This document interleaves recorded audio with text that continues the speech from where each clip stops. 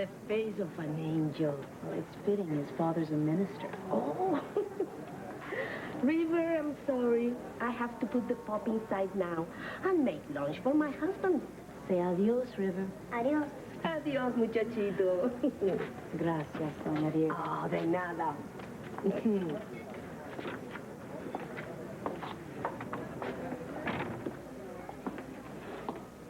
You said a lot of words that I don't know.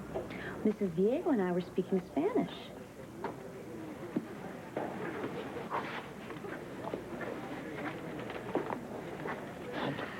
Why? Well, because it's the language of the countries our families come from. Mrs. Diego's from Guatemala, and my family's from Puerto Rico. So I speak in Spanish and English.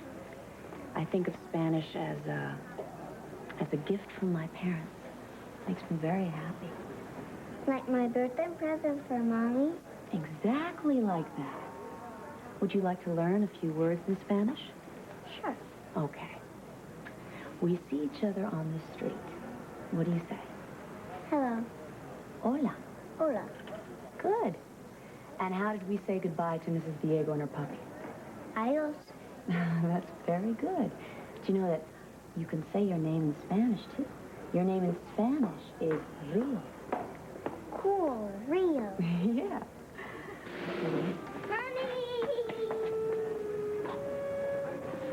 Hi, honey. Mommy, my name is Rio. Your name is River. Taya calls me Rio. It's Spanish. We were just hanging out together while his dad does some business at the diner. It is not your job to take care of my son. I can manage that just fine. We were just... I had a nice time, River. River, honey, how would you like to go home and have a snack? Okay. Mind giving that message to Anne? Adios. Adios, Rio.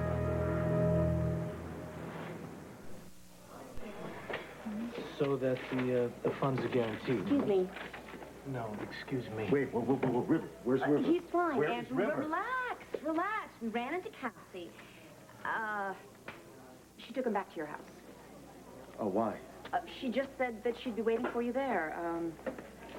She wasn't too happy. Okay, well, I guess this is one that I'm going to have to head off at the pass. I will come back. We'll go over this later. Sure. Okay, listen, thank you for taking care of River. Oh, glad to.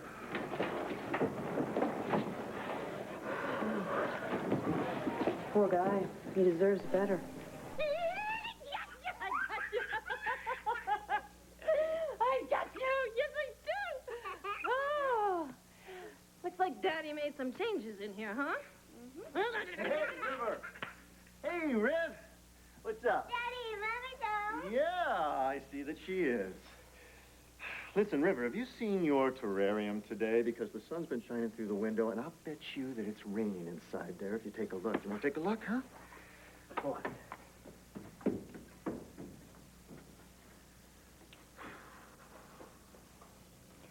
I leave my son for an afternoon, and all of a sudden his name is Rio. What? Since when did you become such good friends with Taya Delgado? Since when does it matter? Since you involved her with my son. Okay, first of all, neither River nor I are involved with Taya. She was nice enough to take him to look at a puppy for 20 minutes. Second of all, you know, I don't even know what the second of all, what is this righteous indignation? You come in here and hurl around. You made it very clear that you don't want Rio hanging around with Kevin. Well, I don't want him anywhere near Taya. Oh, you are way out of line here, lady. Oh, really? I abide by your dictates, but you want to abide by mine? No. Tough. Hey, sweetie, want to try something different? You gotta see this. ABC Monday, 8, 7 Central. There is no comparison here, Cassie. Taya Delgado is a casual acquaintance who did a very lovely gesture by watching River for a lousy 5-10 minutes. Kevin, on the other hand, you know, I'm not going to do this. River's upstairs. The last thing he needs is to come down here and listen to the two of us arguing. I'm not arguing, Andrew. I'm trying to make a point. You want to make a point? I'll give you a point. The point is that River intuitively knows the difference between Taya and someone like Kevin, who happens to be the man that his mother is sleeping with and living with, at Andrew, least for the this really time worked being. out very well for you, didn't it? What did? This little object lesson. You made it perfectly clear that River was to stay away from Kevin as if Kevin had the plague or something. And then you present my son in the care of another woman, the one woman in this town who is guaranteed to make me crazy. Oh, Cassie, the whole thing is crazy. I can't even believe we're having a serious conversation about it. I don't have the time. I got 24 hours to be both parents Wait a minute. to our child. Wait a minute. Who said you had to be two parents? Oh, yeah. Well, tell me where you are. I am right here. I am trying to be his mother, only you won't let me. How dare you? How dare you? Accuse me of not being available to River when you don't even let me pick up some of the slack for you. Well, gee, Cassie, see, I didn't know I was going to need anybody to pick up the... wouldn't. You know, you're kind of assuming that I know where you are, and I know how to reach you. And you're really assuming that you would drop everything you happen to be doing in your big, important life and come and take care of River for 10 minutes. You know something, Andrew? You don't know if I would have or wouldn't, because you don't even pick up the phone and try to reach me. You are the one who left. You're the one who's not around. You are the one who will adapt. I am trying to make this as easy as I can on River and on me. Please, please, let us have as normal a day as we possibly can. The sooner you will do that, accept it, comply with it, the easier this will be for all of us.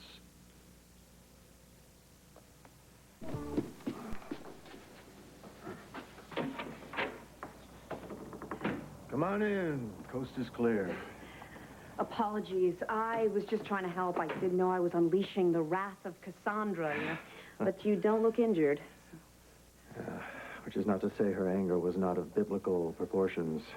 And when I say biblical proportions, I know whereof I speak.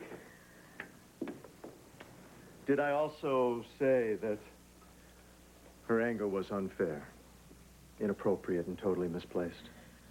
No, you didn't say that. Her anger was unfair, inappropriate, and totally misplaced.